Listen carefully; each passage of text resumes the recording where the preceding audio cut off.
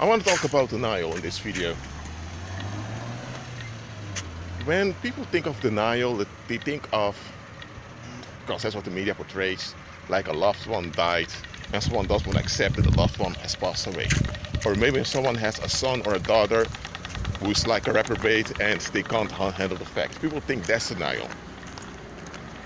Well, that's a protective mechanism of the mind in order for you not to be overwhelmed by painful information.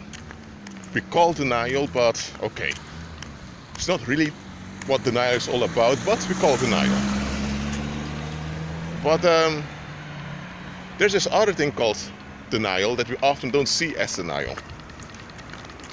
That is when people hold on to external validation at all costs while thinking that they need that external validation. Now, why is this denial? First of all, you're distracted. That's one thing. And secondly, that holding on to that external validation is at your expense. But though to that worldly framework that people operate in, they can't see that. They think whatever is good for the external validation is good for them. And indeed, if the external validation is preserved, they have relief. So it does work. It works, but only, the benefits of holding on to that external validation it is a benefit, it is real, but it's short-lived. In the long run, it works against them. But people often can't see that. They can't. And when they do begin to notice that it works against them, they often can't accept it because they're so attached to it. Now that is denial also. Well, about denial, that's really how the world operates when you look at it carefully. It may be that you went to some Asian country and you see the people are more polite over there, and you think, you know what?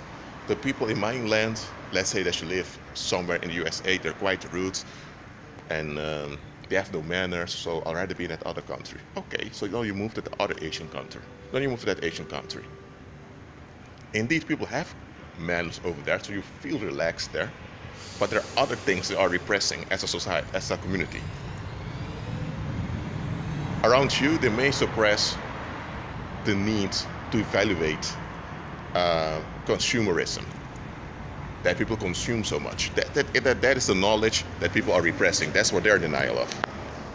And at Asian country that you go through, they may not have that issue of overconsumption, but now there is family violence, or violence against men, or violence against women. There's something else they're repressing over there. So it's the same denial, but it's another outworking. So what it comes down to is the opposite of denial is not brutal honesty, because brutal honesty is also a form of denial.